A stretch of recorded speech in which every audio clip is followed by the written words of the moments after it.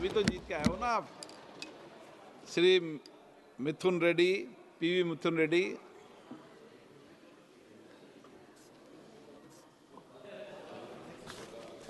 Thank you, sir. Elections are like the cornerstone of our democracy. The integrity with which the elections are being held is paramount. Sir, the elections should be held in the true spirit of the democracy. The elections process should be such that both the winners and losers should have complete trust in how the process has been done. So there have been a lot of doubts and a lot of issues. And like every other party, we represented to the Election Commission of India. Sir, there have been some issues which we have raised. I will just mention 2 or 3 issues which we have raised. In Andhra Pradesh, 3.38 crore votes were polled, sir. And the polling started at morning 7 o'clock until 6 in the evening. But after 6 o'clock, surprisingly, 15% of votes were recorded. That is, out of 338, 51 lakh votes were recorded. Never it has happened in the history of Andhra Pradesh, not even in 19, not in 14. So we are unable to understand how this sudden surge in voting happened after 6 o'clock. And similar complaint was there even in Orissa, sir. So we'd like to know how such things are happening suddenly. And in another incident, sir, whatever complaints, okay. In other, sir, there's another, whenever we give complaints, sir, whenever we have given complaints, nothing has been done, sir. I'll just give an example. So in Vijayanagaram, in polling station 9 and polling station 4, our former MP gave a complaint, sir. He found that during the day of the counting, the battery charge of the EVM was 99%. On the day of the polling, the battery charge was 60%. How did this charge how did the charge go up? We raised a complaint, there was no response. We asked for the CCTV footage of the strong room. It was not provided. We asked for the VVPATs. They said it had been burnt and destroyed. Sir, such is the thing. There was no response at all. And when we asked for verifying these particular EVMs, they said this particular EVMs will not be given for verification. Another set of EVMs were provided for verification. So such is the bad response we got from the officers. And there was no point in raising the complaint also. And mock polling was conducted on some other EVMs, not on the EVMs which we complained, sir. And there's one more peculiar issue I would also like to raise. For example, in Hindupur Assembly, there is one particular polling station, 28, where we had elections on the same day, sir, for the parliament and for the assembly. Sir, we polled 472 votes for parliament. Our party got in that particular booth. There we've been winning for the past 30 years, right from the local body elections to everything. And in the assembly election, we just got 1 vote, sir. We had 5 agents in the booth, and their family members itself constitute for 30 votes. We are unable to understand how for 472 votes we polled on the same day, same time for parliament, and for assembly was getting just 1 vote. So throughout the world, everybody is coming back to paper ballot. Sir, even the US president himself said we are coming back to the paper ballot from EVMs. 92% of all the US elections are happening on paper ballot. Even Elon Musk, who is himself an expert, he himself a technical expert, sir, basically. He himself said that EVMs are easily, they can be hacked. And there are many countries which have come back, sir, from EVMs to paper ballot. For example, you see Netherlands. In 2006, 2007, they came back to paper ballot. There were like live demonstration on TV how they hacked the EVMs. And even in Germany in 2009, Germany also they came back to paper ballot. And even Ireland, even Paraguay, Finland, and our neighbor Bangladesh also has come back to paper ballot, sir. Sir, we also would like to draw your attention throughout Europe. If you take UK, Turkey, Sweden, all the developed nations who are well developed and who have very good technical capabilities, they are still using paper ballots. Sir. They doing this to dispel any doubts. Sir, our party has won with EVMs in 19 and we lost with EVMs in 24.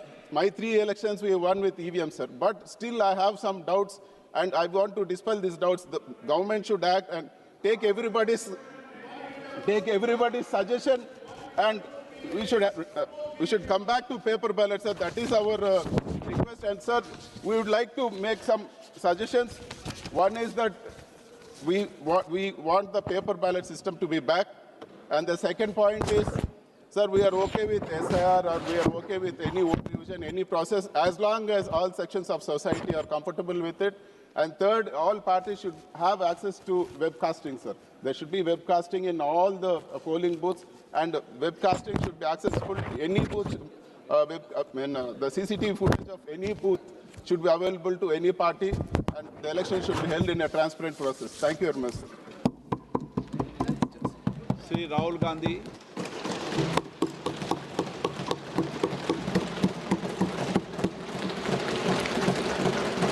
Thank you.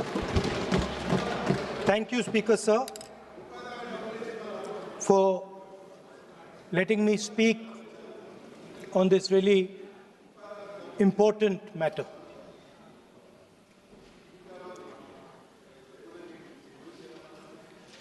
Speaker, sir, have you ever wondered why Mahatma Gandhi laid such emphasis on khadi? Nandri. Thank you. Thank you, Sri Lavu Shri Krishna ji. Thank you, sir. Thank you for giving me this opportunity to speak on election reforms. For the last 2 hours, I've been listening almost entirely of what most of the opposition leaders has to say. Of course, they have expressed the grievances, and they have every right to express the grievances. But I also wished wholeheartedly that they will express the achievements that we could, as a country, we could do in the last 75 years as well, with regards to the electoral process. Sir, as Supriya ji has mentioned, I should tell because I'm representing Telugu Desam Party, and it's an experiment in this country. It's a beautiful experiment that happened. In 1982, in the month of March, Telugu Desam Party was formed. Unlike now, unlike today, where you have newspapers, social media, and television channels, back in that 1982, they were not there. And the elections was in 1983 January. So it was only 9 months time Telugu Desam Party had. N.T. Ramarao garu went ahead, announced his party. And the most interesting thing was, because it was a new party, it didn't have the symbol also. So Telugu Desam Party in its first election went into the electoral process without having an official symbol. Sir, the interesting fact is, out of 293 constituencies in United Andhra Pradesh, Telugu Desam contested in 287 constituencies. And out of these 14 constituencies, they didn't have a proper symbol also. And Telugu Desam Party was victorious in 203 constituencies. And even in the parliament seats also, out of 42, Telugu Desam could win 30 seats. Right? In 1983, yeah.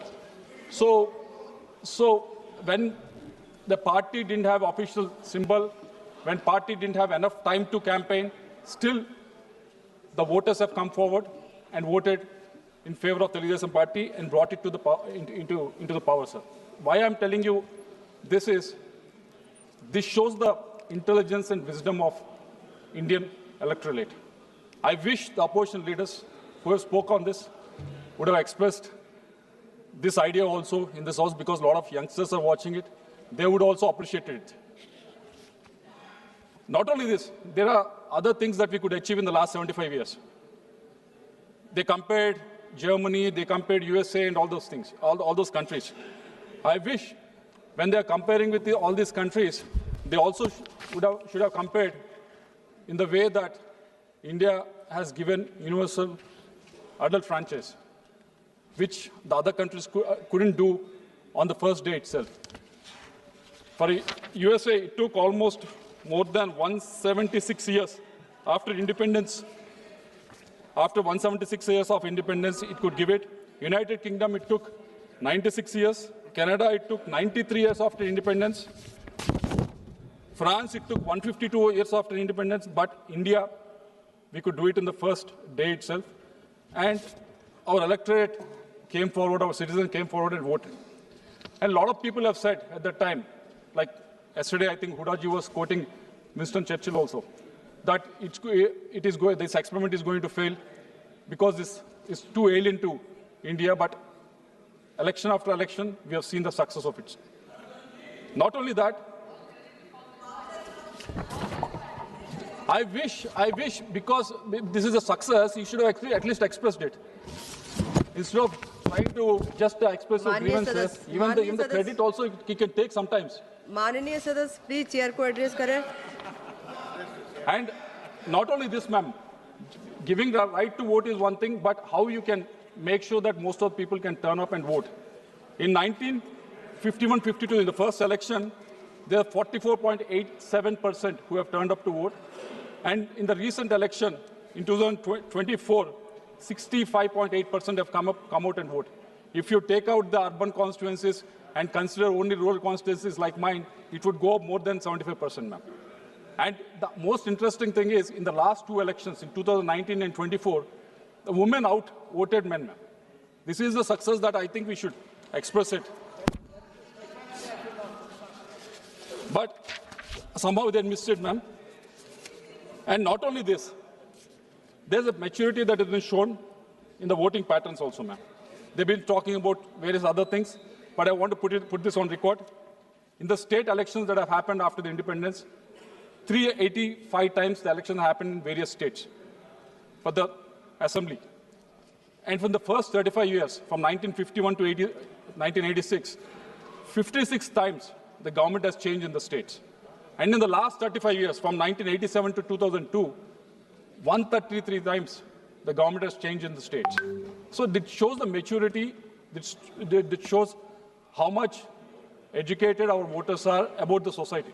So I think, I hope they'll appreciate this fact, ma'am. Sometimes you need to take the credit, but somehow they keep missing taking the credit, ma'am. And instead of doing that, all I'm hearing for the last 2 hours is vote chori, EVM source code, paper ballot. No one asked about vote chori when the Congress won in Telangana. No one asked about EVM source code or paper ballot when Congress won in Karnataka. They keep asking these questions only when they lose Haryana by a close margin. They lose Bihar by a huge margin. So these are the questions that they raise only when the results doesn't go in their way, ma'am. So I wish they go through the report, because,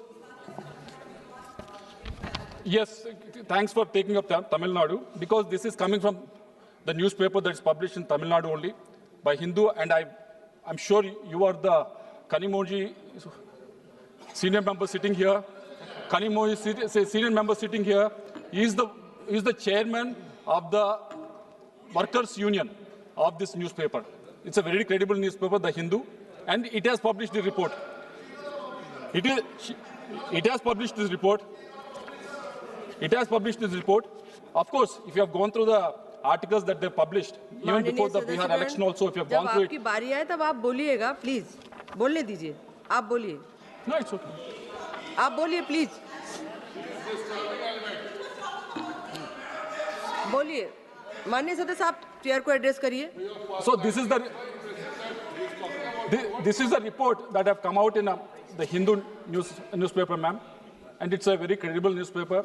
And before the Bihar elections happened, They also publish Frontline as a magazine. There are a lot of articles that have come in this Frontline and also in the Hindu. They were on both sides. They were critical of SAR. They are in support of SAR.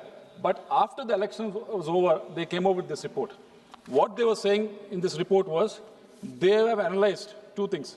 One, what was the election result in 2024 Lok Sabha election in Bihar, and what was the result in the constituencies in the assembly elections of 2025. Second, they analyzed is what happened in the constituencies where there were a lot of deletion of votes, what happened in the constituencies where there was less deletion of votes. Both of this has been verified by them, ma'am, and the report says stunningly,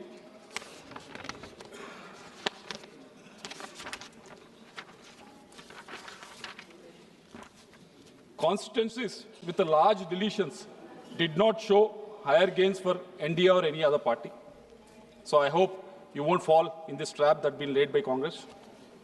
Areas with minimum deletions also did not show any predictable voting behavior.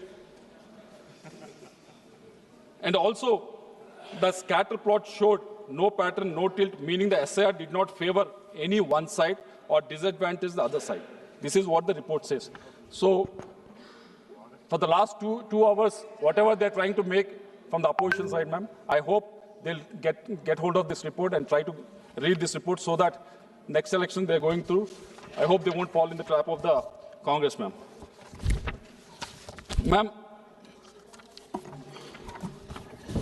Ma'am, I'm a new member in this House. It's only the second time. There are people that have been here for almost 10 times or more. They contested elections for more than 10, 11, 12 times, ma'am. And in the two elections that I've contested in 2019, there was a voter turnout percentage of almost 84% in my constituency, ma'am. In 2024, there's a voter turnout percentage of almost 86% in my constituency, ma'am. This shows the voters have confidence in the election commission to come forward and exercise their vote, ma'am. And obviously, I accept, after going through these two elections, I still accept. It's not that everything is perfect, so there is no need for reform. There is no need for many new suggestions. No, I'm not saying that. Of course, there's a need for reform. And starting with that, ma'am, we've gone through the election commission. They have invited us. We have given the report to them. And I request all the opposition parties also to go and exercise that. The first reform that we request the election commission through the law ministry is that adoption of a single unified electoral roll for state, national and local body elections, ma'am. This is very much needed because every time there's local bodies, there's assembly elections and parliament elections. Most of the time, the electoral rolls are different. And also, there's talk of use of biometric in a voting ID, ma'am. But as the Supreme Court says, we cannot include them. And surprisingly, they are the ones, when that was brought into this House, opposed it. Because they said most of the schemes that are delivered to the citizens are done through the Aadhaar card. Because it is done through Aadhaar card, it helps the party in the ruling if you can combine both of them. So what from Telugudesam party side, what we request is, if not bring the Aadhaar data onto the voter ID, why can't we create the same iris, same thumb impression on the voter ID so that it becomes unique? And third one, ma'am, conducted targeted re-enrollment campaigns for migrant workers, tribal groups, and the elderly, ma'am. The fourth one, capacity building for BLOs and EROs, because this capacity building happens only 6 months before the election or 8 months before the election, but this needs to happen continuously every year. So I request the Election Commission to look into that. And increase the transparency and participation by booth-level agents. We, as a regional party who is in power in Andhra Pradesh, we have come forward and we have said, please implement SIR in Andhra Pradesh. That is our request. That is the request we put across to the Election Commission. And we want it to be, you are also the government. You are also the government in the state. Did you forget that? You are not in the opposition. So you must be doing something wrong then. So you must be doing something wrong in Tamil Nadu. I think you forgot. You're already thinking that you lost the election. Don't think you already lost the election. There's 6 months time. So we want the BLOs to be trained, ma'am, so that from all the parties, we want them to be involved in this whole process. We're not just saying that bring one party BLOs and do it. Bring all of them, so it becomes transparent. And 6th one, ma'am, publish district-wise data on voter additions and deletions regularly, so that all parties can come together, see which one have been deleted, which ones have been taken out, ma'am. And the second reform that we request, there was law minister that was here earlier, ma'am, with regards to the moral code of conduct, ma'am. Although BNS section 169 and 177 now cover electoral offences, they were earlier listed in IPC sections 171A to 171I. But the problem with this is, ma'am, the convictions remain extremely low. I tried to search for the last 2 days how many convictions have actually happened in the 75 years. I couldn't find a single one. It's because there's a weak statutory backing and limited enforcement capacity, ma'am. Existing mechanisms under the MCC rely heavily on district-level authorities, leading to inconsistent action and poor deterrence, ma'am. So what we request is to establish an independent enforcement agency so that money laundering, empowerment to investigate, monitor, and prosecute electoral offences under the MCC can happen. This body should work alongside the Election Commission of India with clear statutory authority, specialized personnel, and nationwide jurisdiction to ensure swift, uniform, and credible enforcement of electoral laws. Right now, what's happening is if someone has to complain, they have to go to the state local authorities like local police, which will be reporting again. So it won't work. It is not working well, and it's not being. The convictions remain very low. So that I hope this change can be made in the due process, ma'am. And the third one being the third reform that we suggest, ma'am, is with regards to the anti-defection. Currently, the Speaker of the House decides the defection-related disqualification cases. It raises the main problem is the delays that is causing because of that. So I request the Law Ministry to look into it and amend the 10th schedule to mandate a statutory timeline for resolving the disqualification cases, ma'am. And finally, ma'am, recently there was an election that happened in New York, and everyone celebrated, everyone shared on social media about the mayor election and how it was won and everything. But when I read the report that was published by the CAG about our urban local governments, they are published by auditing 17 states in India, and only 40% of the ULGs have elected councils and mayors exercising control over barely 25% of the constitutionally devolved functions, while serving only 12 to 30 months, ma'am. So I think we need to empower them more. We need to make sure that they can access, because these days when you go to any city, the mayor is there, but his power is not, you won't be able to exercise his power well. Last 2 minutes, ma'am, I'll conclude. And similarly for the panchayat elections also, this needs to be enforced, ma'am. And last and final recommendation is with regards to that fixing the tenure of the state election commissioner for 5 years. Because in the previous term in Andhra Pradesh, between 2019 to 24, when previous state election commissioner wanted to conduct these panchayat elections and mayor elections in the state, that then government said arbitrarily cut short his 5-year term to three-year term. So the process couldn't go ahead, ma'am. There was an arbitrary decision that was made and made that elections delayed.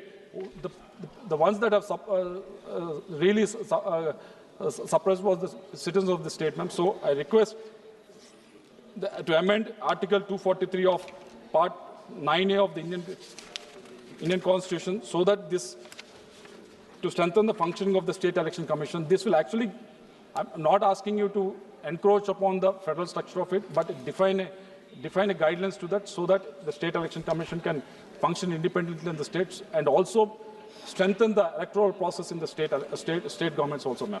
So with these suggestions,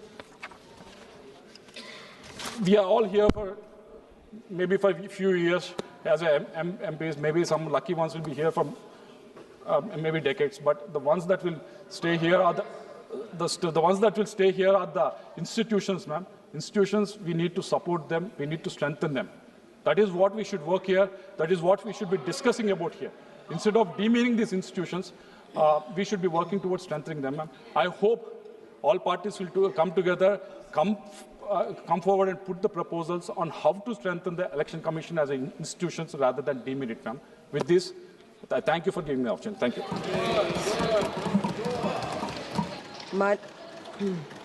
मान